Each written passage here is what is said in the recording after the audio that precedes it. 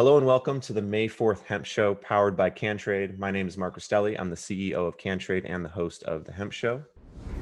Last up on the Hemp Show is Stephenie Harris, the general manager and a partner at Sugar Bottom Hemp. Stephenie is a seasoned entrepreneur and brand builder. She is responsible for all aspects of operations, from farming to sales and marketing. She oversees everything to ensure Sugar Bottom Hemp is running smoothly. Stephenie pivoted into the hemp industry after 25 years in wine and spirits, where she created it and launched Maven Cocktails in 2014.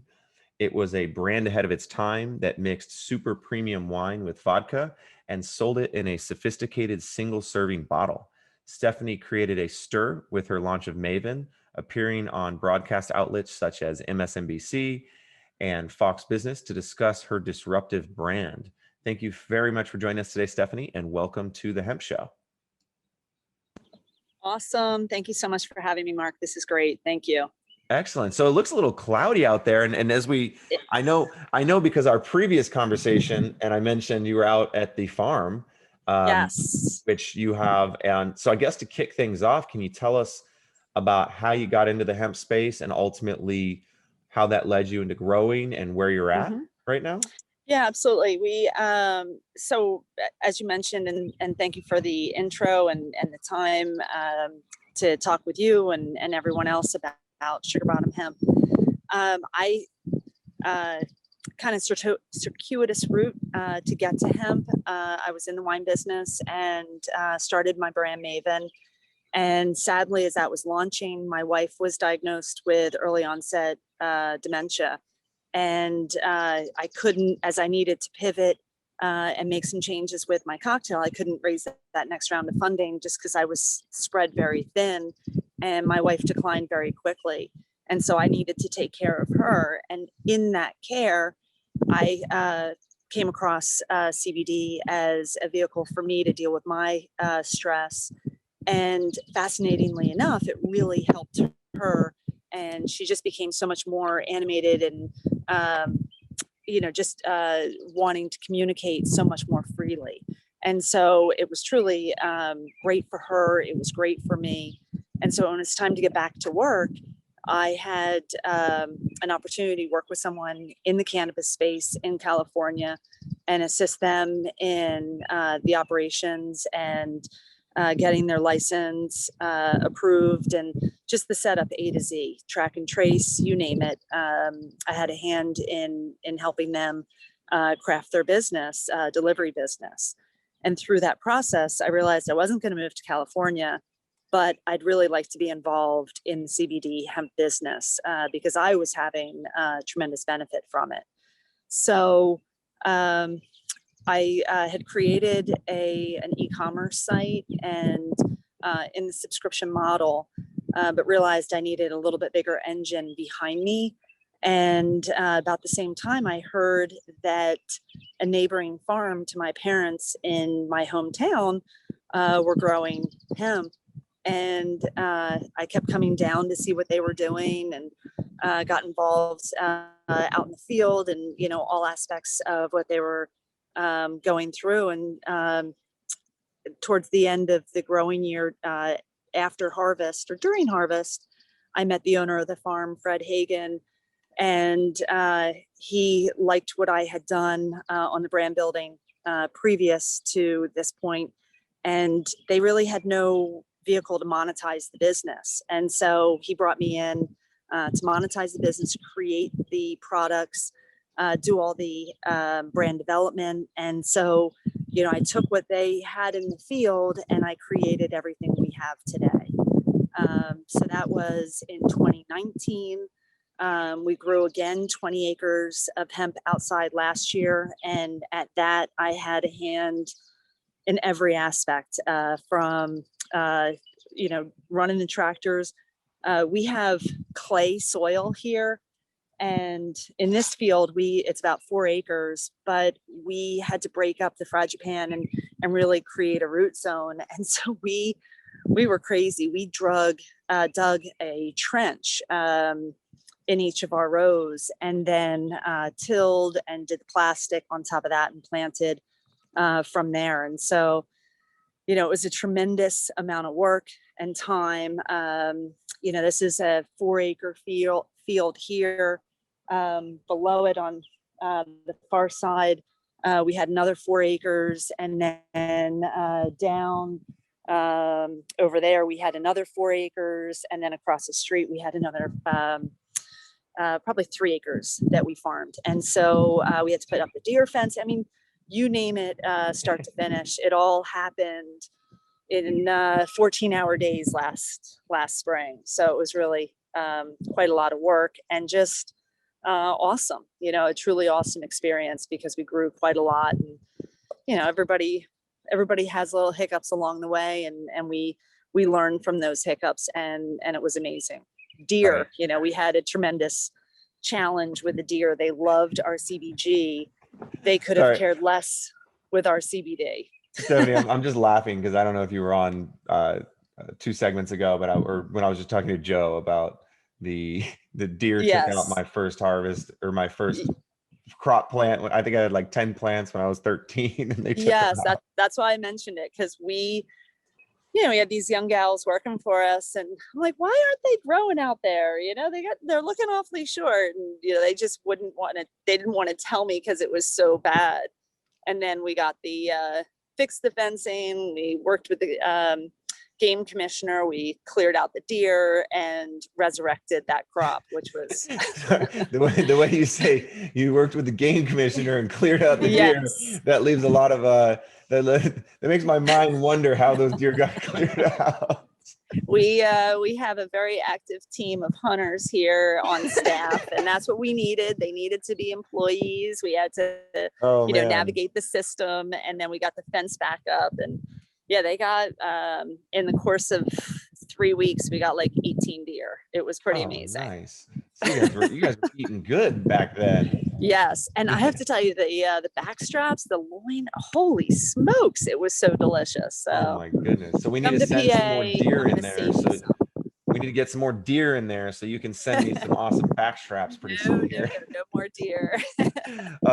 So I've got some questions about the past, some stuff you were talking about, but real quick, I have a question. So what's going in this year? Because I know we're looking at the farm. So that's where it's fun to have a not so windy day. So hopefully it's quite good. But in these top rows, and I don't know, oh yeah, there you can see it. Mm-hmm. So we through the course of the winter do heavy mulch application. And these first rows, we get chicken manure, organic chicken manure, multiple truckloads from an organic chicken farm that's local, plus local horse manure that is really broken down and dark and rich. And so these first 3 rows, I wanted to test out them just doing the tilling and the plastic on top of that. And there's clover in between, a few weeds here and there, but we do the clover so that, so actually you can see it. We do the clover because it doesn't grow so high. So you don't really have to mow. It's nutrient rich. And then in the rows behind it, we did same mulch application, the composting with full tilling. And in that, not tilling, disking. So we just disked it all in and got it nice and flat. And then we did another super planting of clover. So that's in the rows where we'll plant. And so the clover will act as food as well when I go in and, get the tiller and then do the plastic on top of that. Very cool. So when do you plan on putting plants in the ground this year? The last week in May. So, okay. We're not that far away. Mm-hmm. Yeah, exactly. It'll take about 2 days to do this work in this field. And we're only doing this field this year because we've grown so much. I mean, we have more oil than we need for several years. Sorry, somebody's coming in. Got to give a wave. Farm life. So we're not going to do as much as we did in previous years, just because we have a ton of oil. Sure. But and we also want to really perfect it and make sure that not making same mistakes we've made previous years. We got in a little bit late last year. We had some plantings in the last week of July, just Oh, wow. because we, had some challenges with our seedlings. So I'm really perfecting the whole process so that it's all locked up. Sure. So the first years you went a little big, and then ultimately had some Yes, challenges. I mean, went too big. yeah, I mean, as long as you can focus in on a smaller area, make that area grow better and make the Correct. process a little smoother, you'll end up with just as much product. Plus, And we had an exuberant group of guys that just were like, oh, we got to plant every space. And I was like, oh, let's see how that goes. right. Well, plus the, Yeah. you mentioned you still have oil on hand. I mean, ultimately Right. that oil, it can be stored for long periods of time as long as it's Correct. stored correctly. So Correct. that is excellent. Now I want to Yeah. go back. I want to go back to something you mentioned. I have a Mhm. question here. So you mentioned that you started looking into CBD/cannabis with your wife's diagnosis, and ultimately Mhm. for issues that you face, but it also helped to treat her as well. Now, Yes. prior to that, what was your experience with cannabinoids, hemp, cannabis in general? Or was it something more that due to the nature of, these ailments and looking for some medical remedies, that you started to seek it out? Right. Can you talk a bit on that? Yeah, I really, yeah, and I think that's a great question. I think that that's really the journey that most consumers have, is my journey, in that, I really don't have aches and pains. I don't have arthritis. I don't have like other issues. I never really, I thankfully, didn't really have any depression issues. So I never really needed to find, I didn't really need any help, if you will, until I needed help. And when I needed help, I didn't even know kind of where to go. And it was truly an endorsement of a friend on Facebook who was using CBD for postpartum depression. And had she not put it up there, I probably never would have gotten into it. It was just Wow. this very random post where she had gone probably 8 or 9 months post delivery and waited until she had enough empirical data to say, this really changed my outcome on postpartum depression. And, I really believe in these products. And if you have any of these challenges, I recommend you check them out. And so I did. And I was so amazed at how well it helped me. And, I take it, I don't really have sleep issues. I would take it first thing in the morning, and that was it for me. I'm not necessarily a big cannabis user. I use it, socially, with friends, but I don't necessarily use it on a daily basis. And so this has been a whole world of discovery for me. And I think very different than a bunch of people that are in the industry, but I think very typical for the average consumer. Sure. And ultimately, I mean, that's what I experience a lot in talking with business owners all the time. Is a lot of the times they dive into this space because something led them there. Not that Yes. were necessarily seeking out, but whether it was a family member or themselves. For me, for example, it was myself. Mm-hmm. And wow, I mean, the courage of your friend too, because I mean, to post something like that, to share that with the world, Right. because ultimately, she sees it as like, hey, this helped me, maybe it can help somebody else. But Correct. at the same time, depending on your social circles, you could be ostracized, right? Like Right. certain circles, I all don't of a think sudden, anymore. I mean, we're going right? back, 7, 8 years, but even still, I I mean, would talk that to my, even 7, 8 years though, yeah, that's still, that was around the time when it was not nearly as accepted as it is now. yeah, yeah, Yeah. I mean, yeah. I've encountered a lot of people that are just like completely shut down when you talk about it. Oh, I Absolutely do, not. I do Worst of events the all the time. worst. Yeah, Yeah, it's so bad, but that's yeah, that's amazing. I mean, that puts a smile on my face, because like I said, that post probably not only helped you, I mean, definitely helped you, right? right, Kind of open your mind, right, to the correct. possibilities of cannabinoids. but my guess is it probably also helped a host of other people too. Definitely, definitely. And Yeah. it's interesting because around that time there was a long period of time where I was silent, where Hmm. I didn't say anything, didn't. Right, And right. then it took, there was, I don't even remember, it wasn't like a specific date, it was more like I figured that all these people that I just wanted to get it out there. So I said, I don't know why I'm being so silent about it. Like, I'm a highly motivated person. I am not what the, typical stereotype of, say, a stoner would be. Right. We can start to change that message and change that movement. And I kind of, once I opened up about it, like I said, I've said this in the past, but a host of people approached me as far as like, Hmm. oh my gosh, you could use it for this, or you could use it for that. Can you help me with this? So yeah, that is just amazing. I'm Yeah, excited to hear all of that. yeah, it's been a great journey. And, for my wife at the home, she now sadly lives in a home. And I created our gummies so that she would get her daily dose. And so she gets 50 milligrams, actually, she gets close to 60 milligrams of CBD in the morning and 60 in the early evening. And they beg me when she's out of stock, it is such a difference in her behavior. And I really wish there were more studies where we could show what a difference CBD makes for people that have neurodegenerative diseases. Right. Just the anxiety that they have that they can't communicate, and the ways that it helps.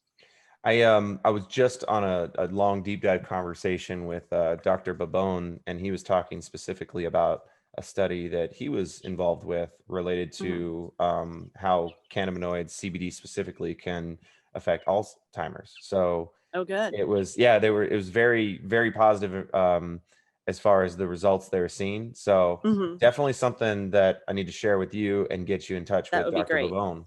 That Yeah. would be amazing. Yeah, So we tried a study real quick. We tried a 2-week CBG gummies, and she's not as active on CBG.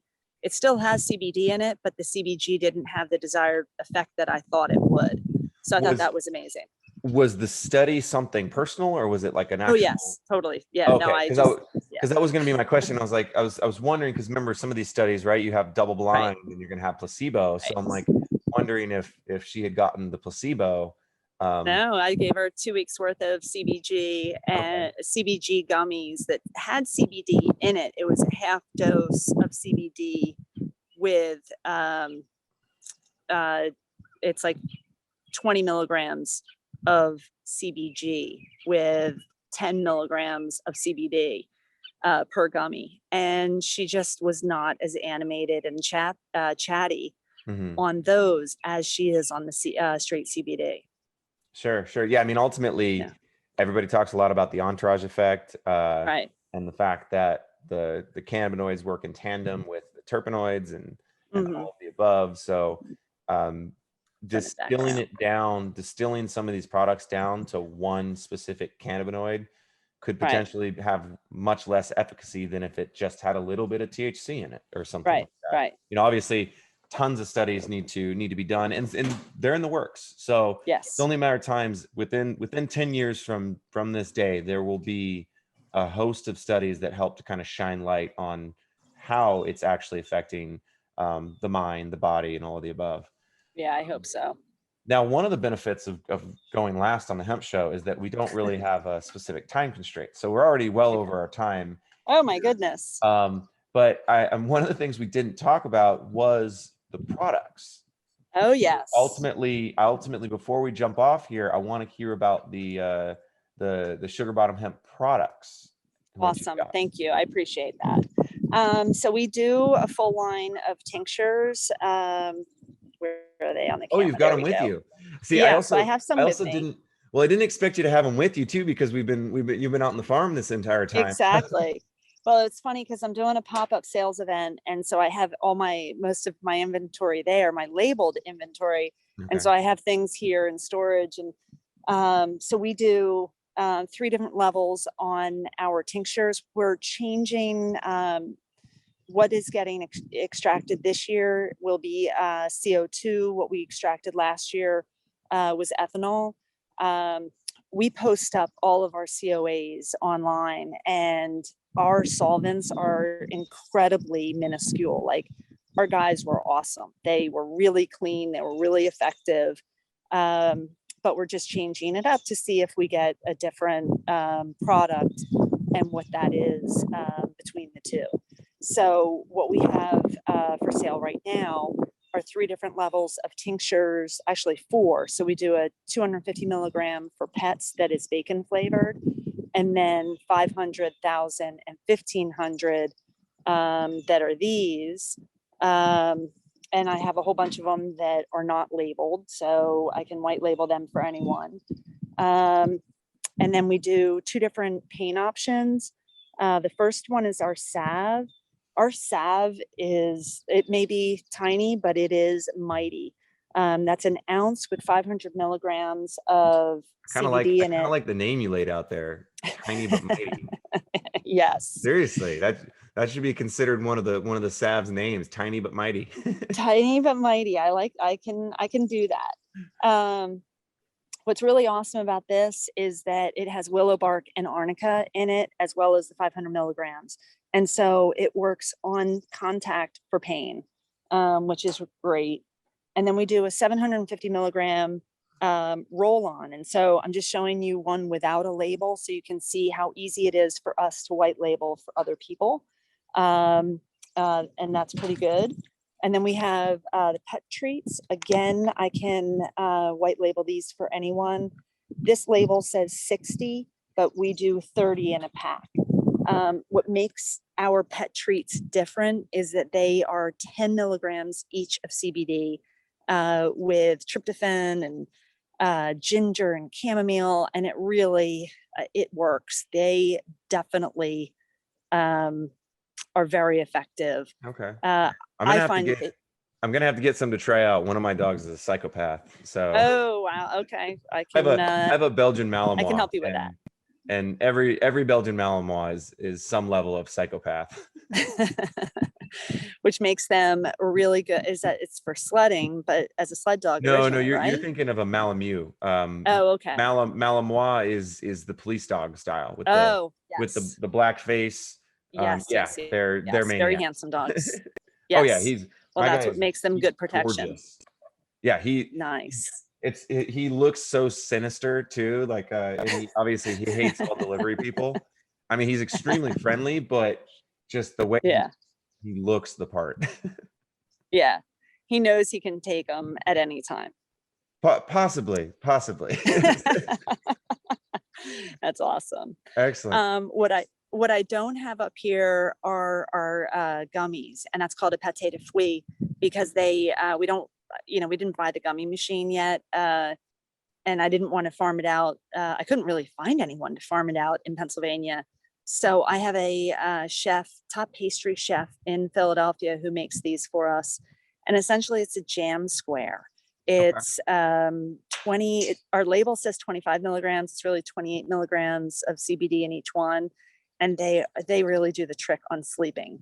I've yet to have somebody say that they didn't have a reaction. Like, most people complain that they're almost too effective. Very which cool. Is good. Now, if you're interested in getting linked up to on a larger scale volume producer that can help you out there, just let us know. I mean, we're happy to introduce. Yeah, I'm sure you have them. Yeah, no problem. You can find those within the network pretty quickly. Yeah, awesome. Excellent. And then I'm in the final phases of putting together a live seltzer. So kombucha and club soda with our CBD, and those will be ready really by the end of June. You said kombucha and seltzer.